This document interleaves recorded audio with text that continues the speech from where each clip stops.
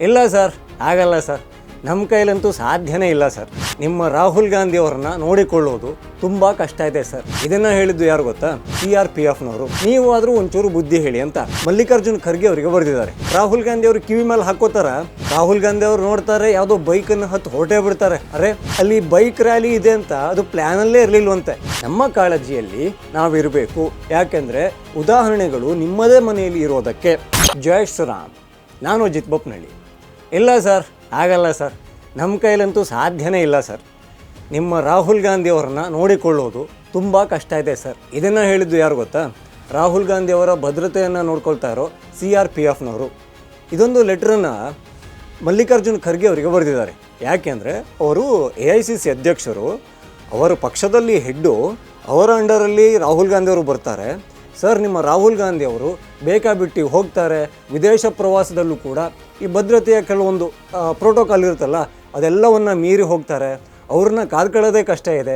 ನೀವು ಆದರೂ ಒಂಚೂರು ಬುದ್ಧಿ ಹೇಳಿ ಅಂತ ಅವರು ಲೆಟ್ರನ್ನು ಬರೆದಿದ್ದಾರೆ. ಆದರೆ ಅವ್ರಿಗೆ ಪಾಪ ಗೊತ್ತಿದೆಯೋ ಗೊತ್ತಿಲ್ವೋ, ಖರ್ಗೆ ಅವರು ರಾಹುಲ್ ಗಾಂಧಿ ಅವರಿಗೆ ಬುದ್ಧಿ ಹೇಳುವಷ್ಟು ದೊಡ್ಡವರ? ವಯಸ್ಸಲ್ಲಿ ದೊಡ್ಡವರು ಹೌದು, ಆದರೆ ಅಷ್ಟೊಂದು ಶಕ್ತಿ, ಅಷ್ಟೊಂದು ಧೈರ್ಯ ಇವೆಲ್ಲವೂ ಕೂಡ ಅವರಿಗಿದೆಯಾ? ಹೋಗಲಿ, ಏನೋ ಒಂದು ಧೈರ್ಯ ಮಾಡಿ ಖರ್ಗೆ ಅವರು ರಾಹುಲ್ ಗಾಂಧಿ ಅವರಿಗೆ ಈ ಕಿವಿಯನ್ನು ಹಿಂಡಿ ಹೇಳಿಬಿಟ್ರು, ನಿಮ್ಮ ಭದ್ರತೆ ಅನ್ನೋದು ಮುಖ್ಯ, ನೀವು ಪಕ್ಷಕ್ಕೆ ವೆರಿ ವೆರಿ ಇಂಪಾರ್ಟೆಂಟ್ ಪರ್ಸನ್ನು, ಹಾಗಾಗಿ ಭದ್ರತಾ ಪಡೆಗಳು ಏನೆಲ್ಲ ಸೂಚನೆ ಕೊಡ್ತಾವಲ್ಲ ಅಲ್ಲಿ ಮಾತ್ರ ಓಡಾಡಿ ಅಂತ ಏನಾದರೂ ಹೇಳಿದ್ರೆ ಆ ಮಾತನ್ನು ರಾಹುಲ್ ಗಾಂಧಿ ಅವರು ಕಿವಿ ಮೇಲೆ ಹಾಕೋತಾರ? ಖಂಡಿತ ಇಲ್ಲ. ಹಾಕ್ಕೊಳ್ಳೋ ಹಾಗಿದ್ದಿದ್ರೆ ಅವರ ಪಕ್ಷದಲ್ಲಿ ಕಮ್ಮಿ ಸಾಮಾನ್ಯ ಈ ಅನುಭವಿಗಳಿಲ್ಲ. ಅವರು ಈ ಬುದ್ಧಿವಾದ ಹೇಳಿ ಹೇಳಿ ರಾಹುಲ್ ಗಾಂಧಿ ಅವರನ್ನು ಒಂದು ಸಮರ್ಥ ರಾಜಕಾರಣಿ ಮಾಡ್ತಾ ಇದ್ರೇನೋ. ಆದರೆ ರಾಹುಲ್ ಗಾಂಧಿ ಅವರಿಗೆ ಯೋಚಿಸೋಕೆ ಸ್ವಂತ ಬುದ್ಧಿ ಇಲ್ಲ, ಕೇಳೋಕೆ ವಿವೇಚನೆ ಇಲ್ಲ, ಆ ಥರ ಆಗ್ಬಿಟ್ಟಿದೆ. ಈ ಭದ್ರತಾ ಪಡೆಗಳದ್ದು ಸಮಸ್ಯೆ ಒಂದೆರಡು ಆಗಲ್ಲ. ಯಾಕೆಂದರೆ ಒಂದು ಸ್ವಲ್ಪ ಕೂಡ ಆ ಲೀಡರ್ಗಳಿಗೆ ಏನೇ ಸಮಸ್ಯೆ ಆದರೂ ಕೂಡ ಅಲ್ಲಿ ಉತ್ತರ ಕೊಡಬೇಕಾಗಿದ್ದು ಭದ್ರತಾ ಪಡೆಗಳು. ನೀವೇನು ಕಡಲೆಪುರಿ ತಿಂತಾ ಇದ್ರಾ ಅನ್ನೋ ಟೋನ್ನಲ್ಲೇ ತನಿಖೆ ಆಗುತ್ತೆ.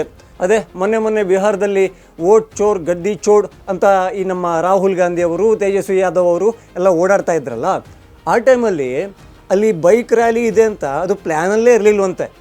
ರಾಹುಲ್ ಗಾಂಧಿ ಅವರು ನೋಡ್ತಾರೆ, ಯಾವುದೋ ಬೈಕನ್ನು ಹತ್ತು ಹೊರಟೇ ಬಿಡ್ತಾರೆ. ಅರೆ, ಭದ್ರತಾ ಪಡೆಗಳು ಅದೆಷ್ಟು ಕಷ್ಟಪಟ್ಟು ಅವರ ಜೊತೆಗೆ ಕೆಲಸ ಮಾಡಬೇಕಾಗುತ್ತೆ. ಇದನ್ನೆಲ್ಲ ನೋಡಿ ಸಹಿಸೋಕ್ಕೆ ಆಗೋದೇ ಇಲ್ಲ, ಮ್ಯಾನೇಜ್ ಮಾಡೋಕ್ಕೆ ಆಗೋದಿಲ್ಲ. ಈ ರಾಹುಲ್ ಗಾಂಧಿ ಅವರು ಈ ಜಾತ್ರೆ ಪೇಟೆಯಲ್ಲಿ ಕೈ ತಪ್ಪಿಸ್ಕೊಂಡು ಓಡಾಡೋ ಚಿಕ್ಕ ಮಕ್ಕಳ ಥರ ಆಡ್ತಾ ಇದ್ದಾರೆ. ಅವರಿಗೆ ಬುದ್ಧಿ ಹೇಳಲೇಬೇಕು ಅಂತ ರಾಹುಲ್ ಗಾಂಧಿ ಅವರಿಗೂ ಒಂದು ಪತ್ರ ಹೋಗಿದೆ, ಜೊತೆಗೆ ಮಲ್ಲಿಕಾರ್ಜುನ ಖರ್ಗೆ ಅವರಿಗೂ ಒಂದು ಹೋಗಿದೆ. ಆದರೆ ಆ ಪತ್ರವನ್ನು ಅವರು ಓದಿದರೂ ಕೂಡ ಅದರಲ್ಲಿರೋ ಸಾರಾಂಶವನ್ನು ರಾಹುಲ್ ಗಾಂಧಿ ಅವ್ರ ಜೊತೆಗೆ ಡಿಸ್ಕಷನ್ ಮಾಡ್ತಾರಾ? ಇದು ಡೌಟ್ ಇದೆ. ರಾಹುಲ್ ಗಾಂಧಿ ಅವರೇ, ನಿಮ್ಮ ಮೇಲೆ ಯಾವ ಅಭಿಮಾನ ಇಲ್ಲದೇ ಇದ್ದರೂ ಕೂಡ ನಿಮ್ಮ ಭದ್ರತೆ ವಿಚಾರಕ್ಕೆ ಎಲ್ಲರಿಗೂ ಒಂದು ಕಾಳಜಿ ಇದೆ. ನಿಮ್ಮ ಅಜ್ಜಿ ಆಗಿರಬಹುದು, ತಂದೆ ಆಗಿರ್ಬೋದು, ಈ ಭದ್ರತಾ ವೈಫಲ್ಯದಲ್ಲಿಯೇ ಕಳ್ಕೊಂಡಿದ್ದೀವಿ. ಹಾಗಾಗಿ ನಿಮ್ಮ ಮೇಲೆ ಕೂಡ ಅನೇಕರ ಟಾರ್ಗೆಟ್ ಇರಬಹುದು. ಈ ಕಾರಣಕ್ಕೆ ನೀವು ಭದ್ರತಾ ಪಡೆಗಳ ಮಾತನ್ನು, ಅವರು ಹೇಳಿಕೊಟ್ಟ ನಿಯಮವನ್ನು ಪಾಲನೆ ಮಾಡಲೇಬೇಕಾಗುತ್ತೆ. ಅಲ್ಲ, ಅಜ್ಜಂಗೆ ಅಪ್ಪಂಗೆ ಆದಂಗೆ ಆಗಿಬಿಡುತ್ತೆ ಅಥವಾ ಆಗಬೇಕು ಅಂತ ಹೇಳ್ತಾ ಇಲ್ಲ. ನಮ್ಮ ಕಾಳಜಿಯಲ್ಲಿ ನಾವಿರಬೇಕು. ಯಾಕೆಂದರೆ ಉದಾಹರಣೆಗಳು ನಿಮ್ಮದೇ ಮನೆಯಲ್ಲಿ ಇರೋದಕ್ಕೆ. ಭದ್ರತಾ ಪಡೆಗಳು ಕೆಲಸ ಮಾಡೋದು ಈಸಿ ಅಲ್ಲ. ಅವರಿಗೆ ಹಗಲು ರಾತ್ರಿ ನಿಮ್ಮ ಸುರಕ್ಷತೆಯೇ ಮೊದಲ ಆದ್ಯತೆ. ಇದನ್ನು ನೀವು ಅರ್ಥ ಮಾಡ್ಕೋಬೇಕಾಗುತ್ತೆ. ಹೋದೆ, ಅಲ್ಲೇನೋ ಕಾಣ್ತು, ಅಲ್ಲೊಂದು ಬೈಕ್ ಕಾಣಿಸ್ತು, ಬೈಕ್ ಹತ್ತಿದೆ, ಇನ್ನೊಂದು ಎತ್ತಿನ ಗಾಡಿ ಕಾಣಿಸ್ತು, ಅದು ಹತ್ತಿದೆ. ಜನಸಾಮಾನ್ಯರು ಇರ್ತಾರೆ, ಜನರಲ್ಲಿ ಒಳ್ಳೆಯವರು ಇರ್ತಾರೆ, ಕೆಟ್ಟವರು ಇರ್ತಾರೆ. ನಿಮ್ಮನ್ನು ಕಂಡ್ರೆ ಪ್ರೀತಿ ಮಾಡೋರು ಇರ್ತಾರೆ, ದ್ವೇಷ ಮಾಡೋರು ಇರ್ತಾರೆ. ಹಾಗಾಗಿ ಅವರವರ ಮುಖದಲ್ಲಿ ಅವರು ಯಾವ ಥರ ಜನ ಅಂತ ಗೊತ್ತಾಗದೇ ಇರೋದಕ್ಕೆ ಭದ್ರತಾ ಪಡೆಗಳು ಹೇಳ್ದಂಗೆ ಕೇಳಿ. ಈ ಭದ್ರತಾ ಪಡೆಗಳ ಮಾತನ್ನು ಧಿಕ್ಕರಿಸಿ ಹೋಗೋದು ಈ ಕಾಂಗ್ರೆಸ್ ಪಕ್ಷಕ್ಕೆ ಹೊಸದೇನು ಚಾಳಿ ಅಲ್ಲ. ಯಾಕೆಂದರೆ 2020ರಿಂದ 2022ರಲ್ಲಿ ಕಾಂಗ್ರೆಸ್ನ ನಾಯಕರು 113 ಬಾರಿ ಈ ಭದ್ರತಾ ನಿಯಮ ಉಲ್ಲಂಘನೆ ಮಾಡಿ ಹೋಗಿದ್ದಾವೆ ಅಂತ ಅಮಿತ್ ಶಾ ಅವರಿಗೆ ಪತ್ರ ಬರೆಯಲಾಗಿತ್ತು. ಈ ಕಾಂಗ್ರೆಸ್ ಅವರಿಗೆ ಒಂದು ಮನಸ್ಥಿತಿ ಇದೆ. ಅಂದರೆ ನಾನು ಹೋದಲ್ಲಿ, ನಾನು ಬಂದಲ್ಲಿ ಈ ರಾಜಾಡಳಿತ ಅಂತ ಕರೀತಾರಲ್ಲ, ರಾಜರನ್ನೆಲ್ಲರೂ ಹೇಗೆ ನೋಡ್ತಾರಲ್ಲ, ಅದೇ ಮನಸ್ಥಿತಿ ರಾಹುಲ್ ಗಾಂಧಿ ಅವರ ಕಣಕಣದಲ್ಲೂ ಕೂಡಿದೆ. ಯಾಕೆಂದರೆ ಅವರಿಗೆ ಸದನದಲ್ಲಿ ಒಂದು ನಿಯಮ ಇರುತ್ತೆ. ನಾನು ನಿಂತುಬಿಟ್ರೆ ಮಾತಾಡೋಕ್ಕೆ ಎಲ್ಲರೂ ಕೂಡ ಸುಮ್ಮನೆ ಇರಬೇಕು, ತನ್ನ ಮಾತನ್ನು ಕೇಳಬೇಕು ಅನ್ನೋದಿರುತ್ತೆ.